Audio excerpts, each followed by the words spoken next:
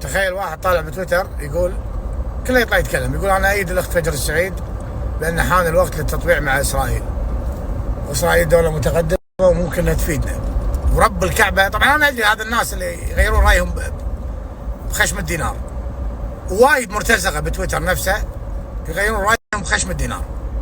دام الكوتش يدفع هالاشكال تغير ارائه، ما تسمعهم ينتقدونه ولا يتكلمون على اللي يقتل القتيل ويمشي بجنازته ابدا. يجون يحطون حرتهم فيك. انا صورت ماكدونالدز 17,000 واحد ما يسوى جوتي طلع يتكلم، هذا المتسين هذا شنو؟ واحد يقول لك نطبع مع اسرائيل ابدا. قلت لك وشوف راح يوقعوا هدنه وسلموا اسرى وراح تخلص السالفه، ولا راح يطلع واحد يقول انا رجل ابن رجل والله يسوي حمله مقاطعه ضد امريكانه، او يتكلم على اللي بنى مستشفى حق اسرائيل، او يتكلم على اللي مطبعين مع اسرائيل. لسانهم بس يني علينا ترى، ولا برا يقصون لسانك يا خرا. والله العظيم والله انا قاعد اتابعهم بتويتر وادش على واحد اعلق عنده وكلمه وهزئه وامسح فيه البلاط، ولا حد يرد. طالع يبرر يا جماعه لا تتكلمون، لا تنتقدون بعض الدول وامريكا، يعني كل واحد يقدم مساعدته بطريقته، يعني حتى لو مطبعين مع اليهود او يعني علاقتهم مع اليهود زينه عادي دام هم قاعد يقدمون مساعده. لا مو كيفك عادي، مو كيفك.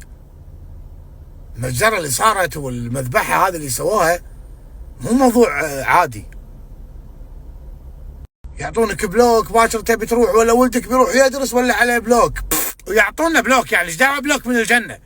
الله ما كثر دول العالم، بس تبينا نسكت مثلكم؟ لا تخسي نعلك ونعله، هو مالك هذا معزبك الكوتش نعله، بس انتم جبناء. لان الموضوع واضح. انت الحين قاطع ستاربكس وماكدونالدز، ليش؟ لانه يعطون الشركه الام، والشركه الام تدعم اليهود. اوكي بس قاعد يساعد فلسطين، قاعد يقدم مساعدات حق فلسطين. نفس الشيء الدول اللي انت ساكت عنهم اللي مطبعين مع اليهود، وقاعد يقدمون مساعدات حق فلسطين، ما تكلمت. طلع لنا واحد حمار يبرر يقول كل واحد يقدم مساعده بطريقته الخاصه.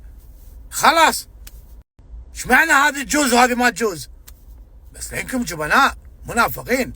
قلنا لك موضوع المقاطعه مو عشان غزه، انت الحين دول مطبعه ما تكلمت عليهم، تتكلم على هذا يعطي الشركه الام والشركه الام تدعم.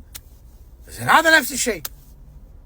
بس قلت لك جبناء ونفاق، والمقاطعه هذه بس عشان دعم المنتج الوطني. الشباب الكويتي تروح حق منتج وطني يبيع لك البرجر، بس البرجر 3 دنانير.